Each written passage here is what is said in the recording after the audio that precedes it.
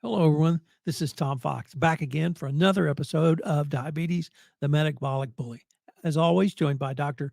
Byron Black and my colleague and friend Andrew Gay. Dr. Black, welcome back. Thank you. Glad to be back.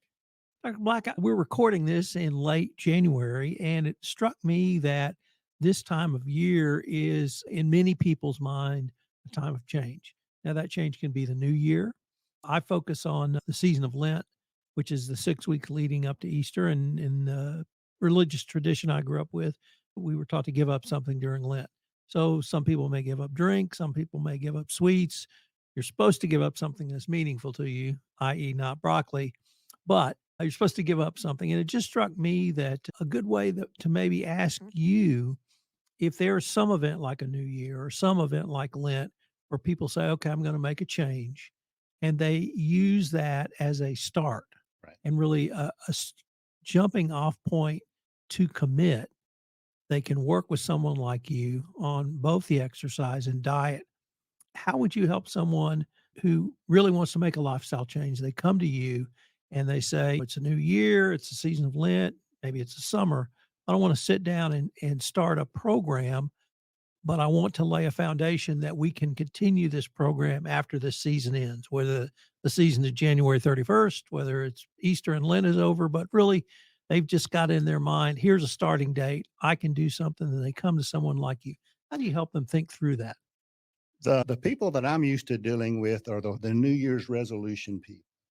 They come in and they want to lose weight and get healthy and start doing a workout program. And there's two mistakes they make, in my opinion. One, they come in expecting to start this program, and a common phrase that I hear a lot is, "I'm going to make my body do this." And I just think to myself, you can't make your body do anything it doesn't want to do. You can go in and you can do the treadmill 7 days a week, but eventually your body's going to say, time out, that's too much for me. And so it winds up burning out on them. And so they try to do too much too quick. And I like to start them off, as I've said earlier, where they're at. If they're only able to walk for 10 minutes, then that's good enough for that moment. If they're only able to work out for 20 minutes, whatever it is, wherever they're at, that's where I like to start them and then slowly build them up from there. And the second thing I see a lot is people go in and they really don't know what their body needs as far as exercise. Some go in and all they do is weight training and expect to lose weight.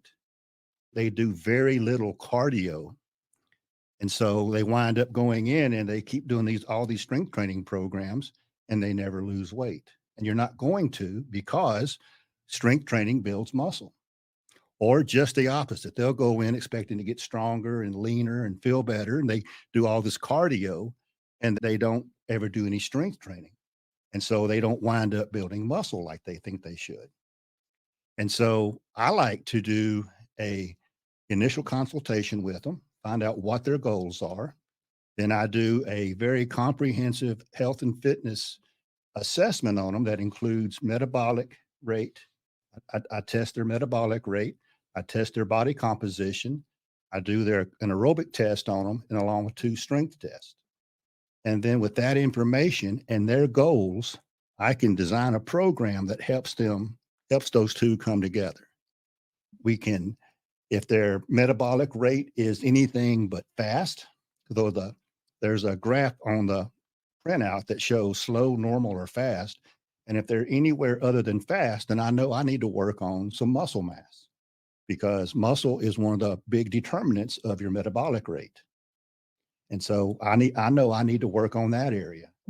I do the VO2 max test on them, which is a walk test.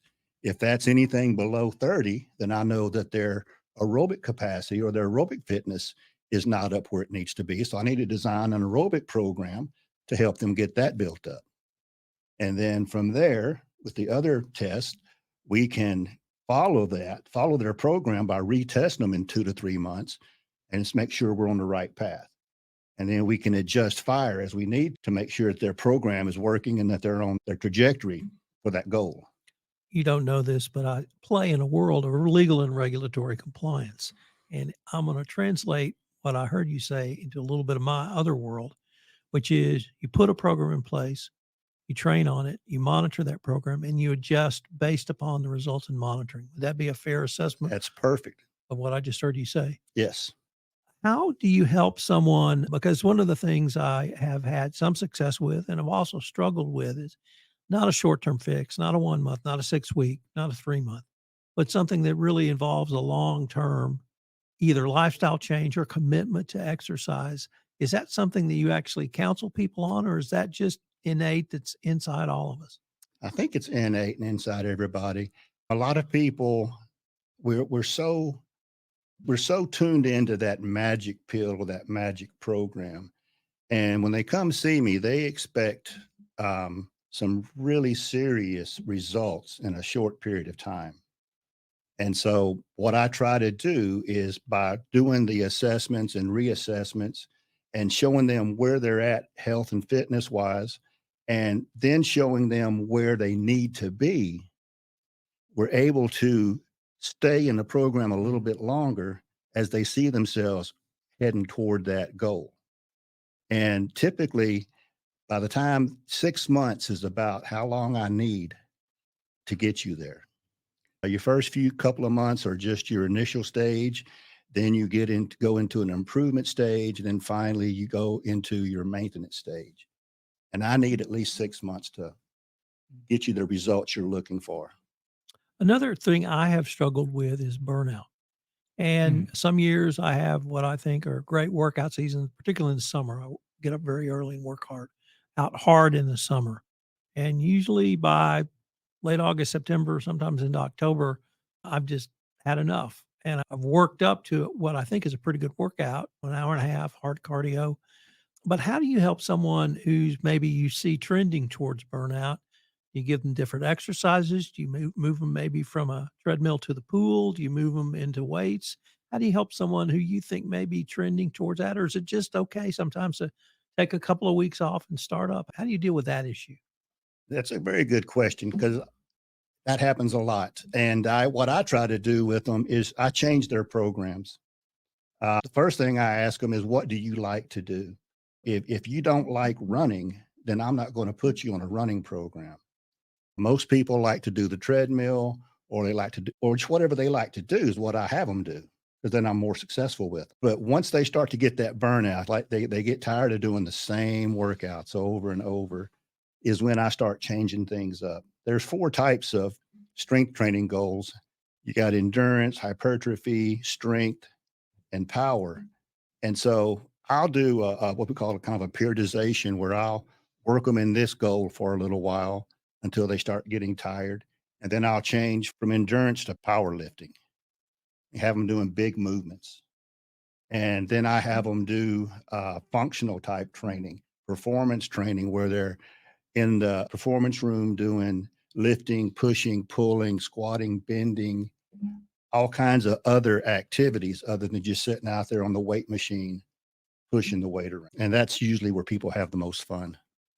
Do you feel like that helps with motivation? If so, how much? Keeping up their spirits, keeping I them think it motivated. helps a lot because they never know what they're going to be doing when they come in. And there's 2 things that I have found over my 30 years of time in this field is people want to see results and they want it to be fun. Mm. And so if I can take you in that performance room and actually make you have fun in there, then going out to do the strength training, and literally by the time I get done with you in the sports performance room and take you out to do strength training, you want to go out there because I've worked you out so hard in the performance room. So you don't get bored in my programs. Having fun and not getting bored and working Yeah. out, Making it fun. making Yeah. it. That's part of, and I think it's important that you see that as part of your job, Yes. because we all will get burned out. We start a new program like that and we're trying to change. Change is hard. Very hard. So that's a nice value add that you bring to the table. Thank you. Dr. Black, if our listeners wanted any more information on yourself or the Kerrville Fitness Clinic, or excuse me, Medical Fitness Clinic of Kerrville, what would be the best place or places for them to go? They can go to Peak Fitness over on Bandera Highway, and that's where I sit at most of the day. I have business cards and trifolds there. So if I'm not there, you can pick one of those up, or you can call or text me at 210-569-4129. Unfortunately, my website is down for renovation right now, but it'll be up in the future. Dr. Black, I wanted to thank you again for taking the time to visit with us, and I'm looking forward to continuing this conversation. Thank you.